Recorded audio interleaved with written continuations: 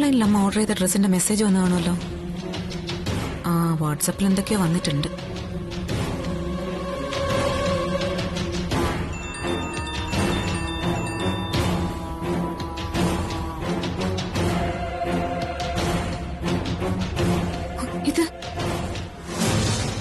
ഇതാരാ അമ്മയുടെ ഫോണിലേക്ക് അയച്ച?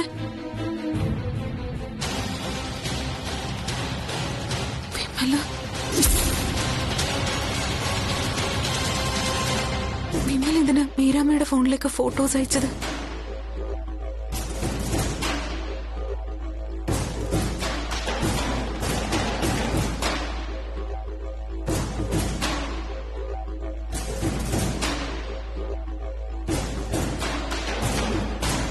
നീല,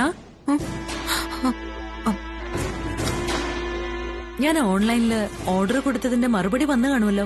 ആ അയ്യോ, അമ്മ ഇപ്പൊ ഫോൺ എടുത്ത് നോക്കുമല്ലോ. ഫോണൊന്ന് തരുമോ? ഞാനൊന്ന് നോക്കട്ടെ. ഫോട്ടോ കണ്ട പ്രശ്നമാവുമല്ലോ.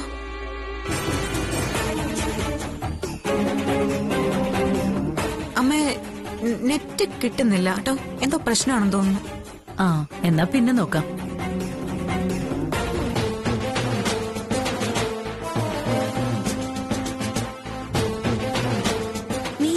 ആലോചിച്ചോണ്ടിരിക്കുന്നത് പോലെ തോന്നുന്നല്ലോ. എന്തു പറ്റി? ഒന്നുമില്ല.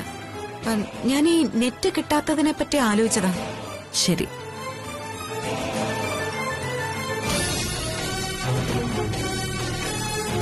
ഞാൻ കണ്ടില്ലായിരുന്നെങ്കിൽ അമ്മ ഈ ഫോട്ടോ നോക്കുമായിരുന്നു ഉറപ്പാ. ദൈവമ്മേ, എല്ലാത്തിനും ഇന്ന് തന്നെ തീരുമാനമായേനെ. മീരാമ്മ ഇനിയും വരുന്നതിന് മുമ്പ് ഫോട്ടോസ് അങ്ങ് ഡിലീറ്റ് ചെയ്യാം.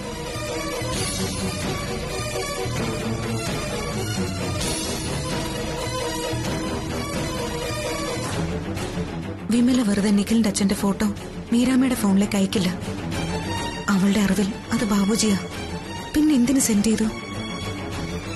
ഏതോ ഒരു ബാബുജിയുടെ ഫോട്ടോ മീരാമ്മ കണ്ടതുകൊണ്ട് എന്ത് സംഭവിക്കാന്? അപ്പൊ അത് ബാബുജി അല്ലാന്ന് വിമലയ്ക്ക് അറിയാമോ? എന്തായാലും വിമലയ്ക്ക് എന്തോ ദുരുദ്ദേശമുണ്ട്. അവൾ ആ ഫോട്ടോ എടുക്കണമെങ്കിൽ 7Bയിൽ ചെല്ലണം.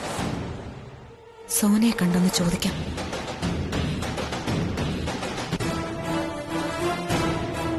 വിമല ബാബുജിയുടെ ഫോട്ടോ എടുത്തെന്നോ? എടുത്തുന്ന് മാത്രമല്ല, ആ ഫോട്ടോ വിമല മീരാമ്മയുടെ ഫോണിലേക്ക് അയക്കുകയും ചെയ്തു. ഫോട്ടോ എടുത്താൽ ഞാൻ കണ്ടില്ല. കണ്ടിരുന്നെങ്കിൽ ഞാൻ സമ്മതിക്കില്ലായിരുന്നു. ബാബുജിയും അറിഞ്ഞിട്ടുണ്ടാവില്ല. പ്രശ്നം അതല്ല. വിമല ആ ഫോട്ടോ മീരാമ്മയ്ക്ക് സെൻഡ് ചെയ്തതാണ്. എന്തിനങ്ങനെ ചെയ്യണം? അപ്പൊ മനഃപൂർവ്വമാണ്. വിമലയ്ക്ക് എന്തോ പിടികിട്ടിയിട്ടുണ്ടെന്നല്ല അതിനർത്ഥം. എന്റെയും സംശയം അത് തന്നെയാ.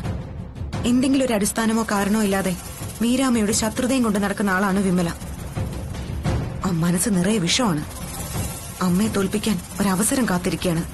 എങ്കിൽ ഞാനൊരു സംശയം ചോദിച്ചോട്ടെ. വിമല മീരച്ചി നേരിട്ട് കാണാൻ വരില്ലേ?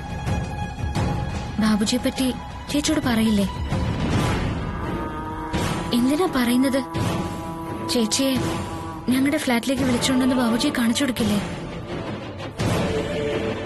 വിമലയുടെ സ്വഭാവം വെച്ച് അങ്ങനെയല്ലേ ചെയ്യാ? ഞാനും അത് ആലോചിച്ചു. നിഖിലിന്റെ അച്ഛനാണോ ബാബുജിന്ന് വിമലയുടെ ഉള്ളിലൊരു സംശയം കയറിയിട്ടേ ഉള്ളൂ. അല്ലാതെ ഉറപ്പില്ല. അതുകൊണ്ടാ നേരിട്ടൊരു അറ്റംപ്റ്റിനായി അവര് തയ്യാറാവാത്തത്. ആ സംശയം വിമല മീരച്ചോട് സൂചിപ്പിച്ചാലും പ്രശ്നമാവില്ലേ? പ്രശ്നമാവും.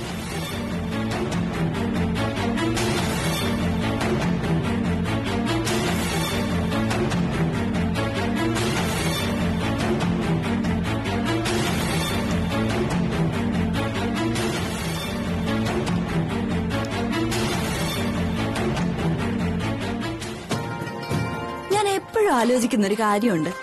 മീരച്ചയ്ക്ക് എന്താ പ്രായം കൂടാത്തതെന്ന്? ആര് പറഞ്ഞു? ഓരോ വർഷവും എനിക്ക് ഓരോ വയസ്സ് കൂടിക്കൊണ്ടിരിക്കുകയല്ലേ.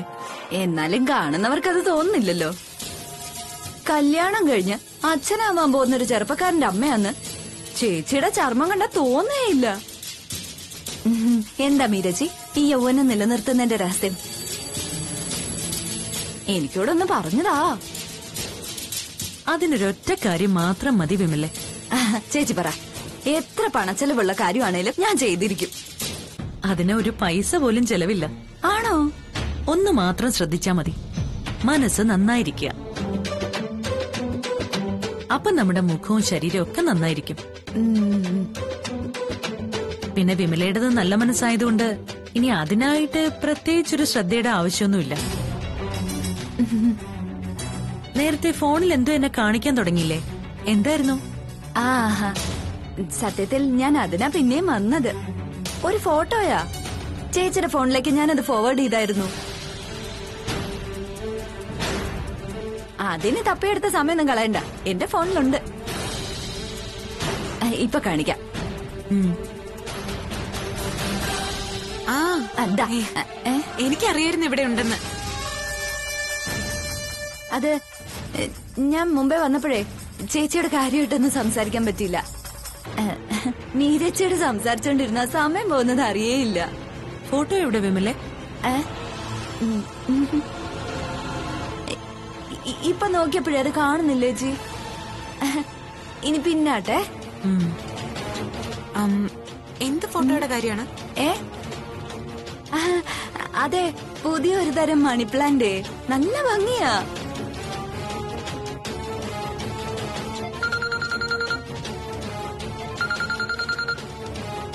അരവിന്ദ് സാറാ? ഹലോ. ഇല്ല, ഞാനിവിടെ മോളുമായിട്ട് സംസാരിച്ചോണ്ടിരിക്കുകയായിരുന്നു.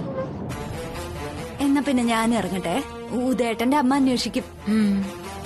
വിമല എന്തിനാണ് ബാബുജിയുടെ ഫോട്ടോ മീരാമ്മയുടെ ഫോണിലേക്ക് സെൻഡ് ചെയ്തത്? ബാബുജിയുടെ ഫോട്ടോ അതെന്തിനാണ് അമ്മയ്ക്ക് അയച്ചു കൊടുത്തെന്നാ ചോദിച്ചത്. അത് ഫോട്ടോ മാറിപ്പോയതാ. ആക്ച്വലി ഈ മണി പ്ലാന്റിന്റെ ഫോട്ടോ ആയിരുന്നു അയക്കേണ്ടേ. മാറിപ്പോയി കേട്ടോ.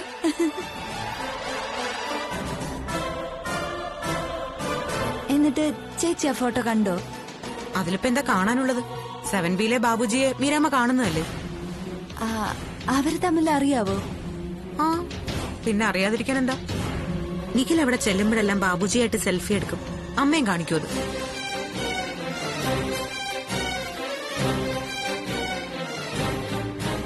അപ്പൊ ഞാൻ ഉദ്ദേശിച്ചതല്ല കാര്യം. പലതും മനസ്സിൽ പ്ലാൻ ചെയ്തതാ. വർക്കൗട്ട് ആവില്ലല്ലോ. പോട്ടെ.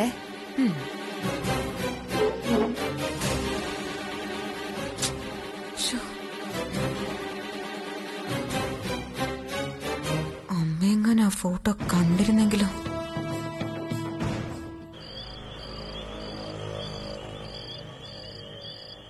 ഓം നമോ നാരായണ, ഓം നമോ നാരായണ, ഓം നമോ നാരായണ, ഓം നമോ വാസുദേവായ, ഓം നമോ വാസുദേവായ. വന്നു വന്ന് സന്ധ്യാദീപം കൊളുത്തുമ്പോ ആരുമില്ല ഒന്ന് തൊഴാനായിട്ട്. എന്റെ കാലം കഴിഞ്ഞ പിന്നെ ഈ വീട്ടില് കൊളുത്തലും ഉണ്ടാവില്ല. ഭഗവാനെ കൃഷ്ണ, ഗുരുവായൂരപ്പ കാത്തോളണേ.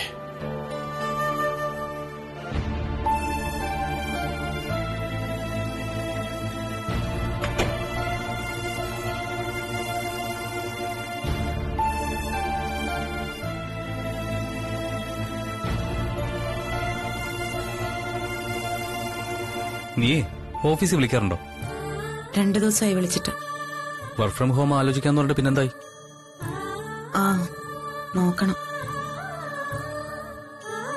നിനക്കെന്താ ഒരു ഉത്സാഹമില്ലാത്തത്? ഒന്നുമില്ല.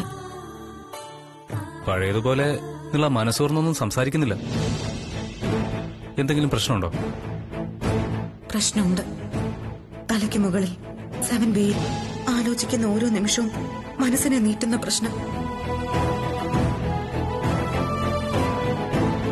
എന്നോട് പറയാൻ ബുദ്ധിമുട്ടുള്ള എന്തെങ്കിലും വിഷയമുണ്ടോ നിന്റെ മനസ്സിൽ? ഏയ് ഇല്ല. ഇങ്ങനെ ഒറ്റവാക്കി മറുപടി പറഞ്ഞ എങ്ങനെയാ? എന്റെ മനസ്സിലുള്ള വിഷയം നിന്നോട് പറയാൻ പറ്റില്ല നിഖിൽ. നിന്റെ അച്ഛനെ കുറിച്ചാ എനിക്ക് പറയാനുള്ളത്. അത് ഞാൻ എങ്ങനെ പറയും? ഞാൻ പലതും ഒളിപ്പിച്ചു വെക്കുന്നു എന്നായിരുന്നു ഇതുവരെയുള്ള പരാതി. ഇപ്പൊ എനിക്കത് തിരിച്ചു പറയേണ്ടി വന്നിരിക്കുകയാണല്ലോ.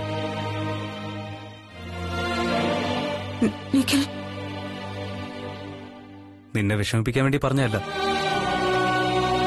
സാരമില്ല, ടെൻഷനൊന്നും അടിക്കണ്ട. എനിക്കറിയാം, ഞാൻ അറിയേണ്ട വിഷയമാണെങ്കിൽ നീ അതെന്നോട് പറഞ്ഞിരിക്കുന്നു. കേട്ടോ കേട്ടോ?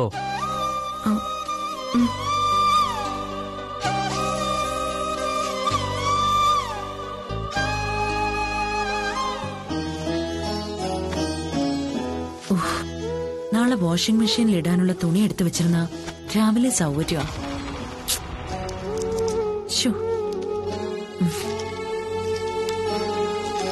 ആവശ്യമില്ലാത്ത ബില്ലുകളൊന്നും കളയില്ല, പോക്കറ്റിൽ തന്നെ സൂക്ഷിക്കും.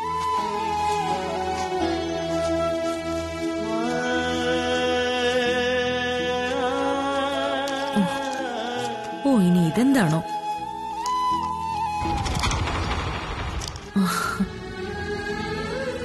എന്റെ പടം.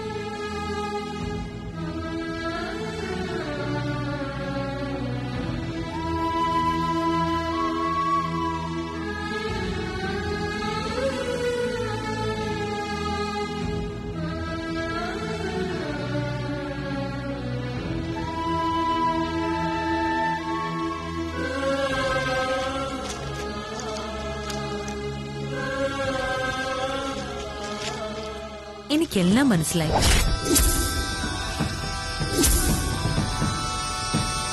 ഞാൻ കണ്ടുപിടിക്കില്ല എന്ന് വിചാരിച്ചോ?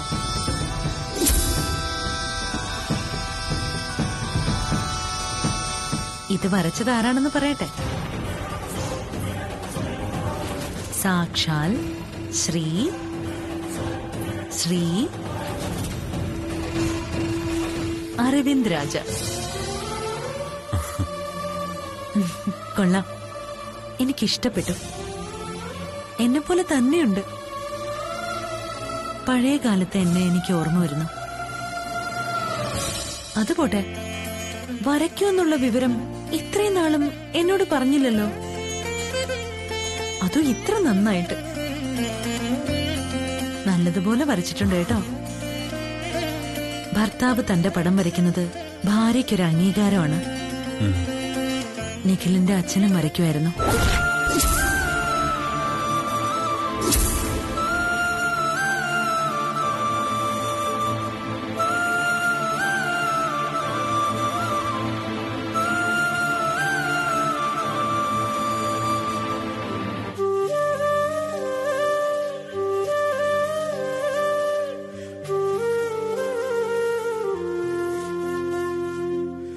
ഫോട്ടോഗ്രാഫി കമ്പമായിരുന്നെന്ന് ഞാൻ പറഞ്ഞിട്ടില്ലേ?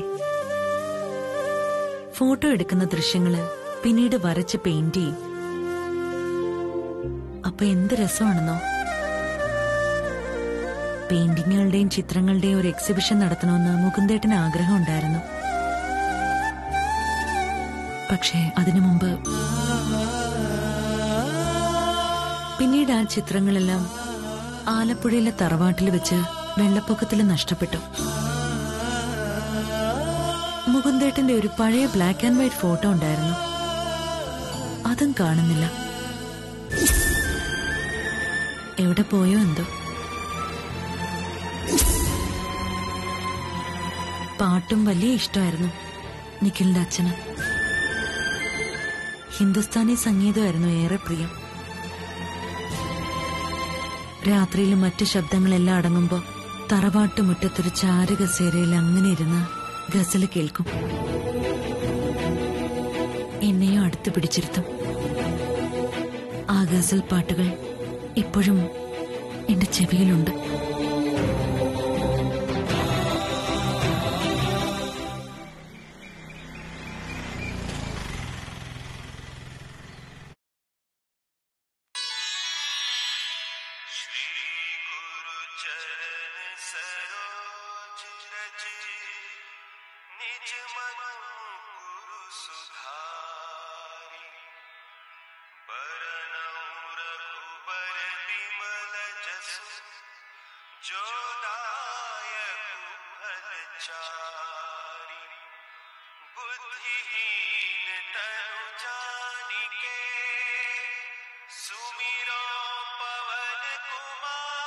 ഇതാരുടെ ഗസലാന്ന് ബാബുജിക്ക് പിടികിട്ടിയോ?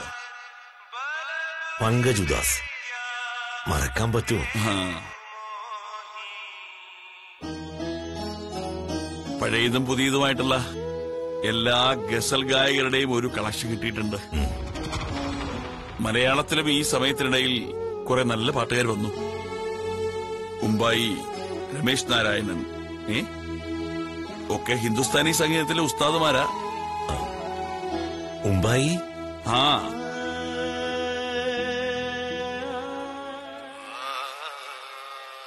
മലയാളിയാ.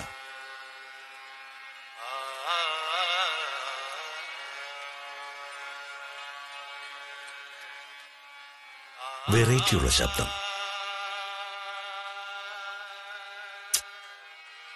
Unfortunately, he's no more.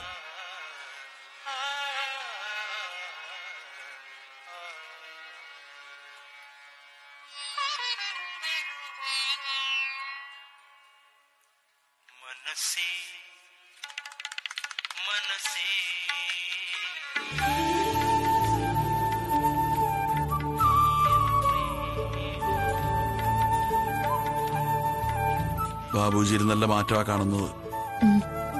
ഗസൽ സംഗീതം അദ്ദേഹത്തിന്റെ മനസ്സിന് ശാന്തമാക്കിയിരിക്കുക.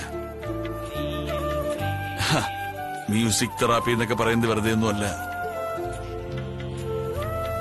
ആളൊന്ന് ഫ്രഷ് ആയിട്ടുണ്ട്. മൂടി വച്ചിരിക്കുന്ന സത്യങ്ങൾ വെളിപ്പെടാൻ ഇനി അധികം സമയമില്ലെന്ന് തോന്നുന്നു ഡോക്ടർ. ഞാനും അങ്ങനെ തന്നെ വിചാരിക്കുക. നമ്മളായിട്ട് ആരോടും ഒന്നും പറയേണ്ടി വരില്ല. കാരണം അരവിന്ദ് രാജയ്ക്ക് സംശയം ബലപ്പെട്ടിരിക്കുക. അല്ലെങ്കിൽ അയാൾ ആ സത്യം മനസ്സിലാക്കി കഴിഞ്ഞു. തന്റെ ഭാര്യയുടെ ആദ്യ ഭർത്താവാണ് മുകുന്ദൻ എന്നുള്ള സത്യം.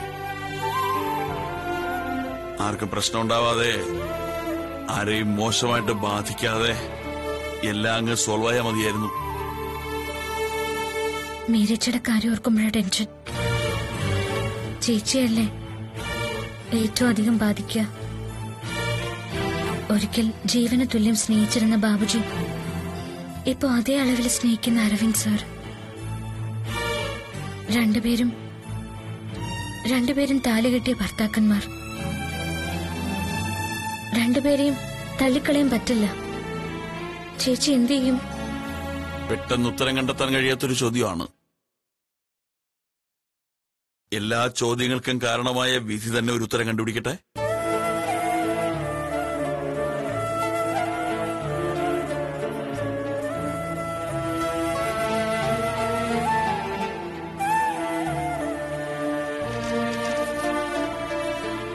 അതുകൊണ്ട് എന്നാര് പറഞ്ഞു?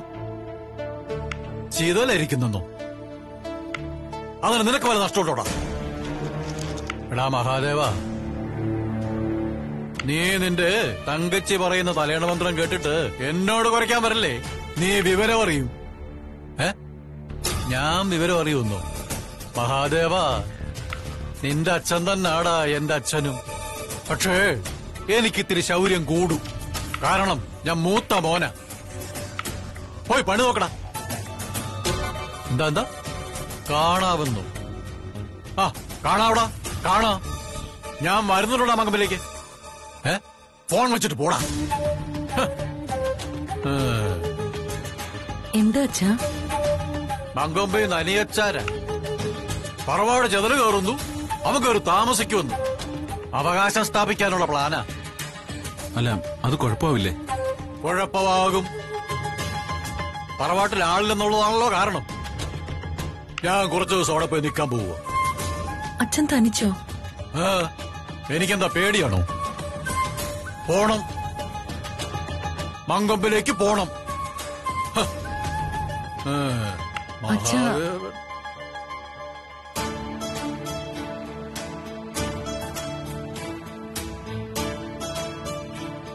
മീര, വാശിയൊക്കെ കൊള്ളാം. മങ്കൊമ്പിലെ പാർട്ടി കാണിക്കുന്നത് ശരിയുമല്ല. പക്ഷേ ഉണ്ണിത്ത സാറ് ഒറ്റയ്ക്ക് മങ്കൊമ്പിൽ പോയി സ്റ്റേ ചെയ്യുന്നതിനോട് എനിക്ക് യോജിപ്പില്ല. ഈ പ്രായത്തിൽ അത് ശരിയാവില്ല. ഞാനൊരു അഭിപ്രായം പറയട്ടെ. എന്നോടാണോ? സാറിനോടല്ലേ അഭിപ്രായം പറയേണ്ടത്? ആ സാറിനോടല്ല, ഈ സാറിനോടാ എനിക്ക് പറയാനുള്ളത്. അച്ഛനോടൊപ്പം നമുക്ക് മങ്കൊമ്പിലേക്ക് പോയാലോ?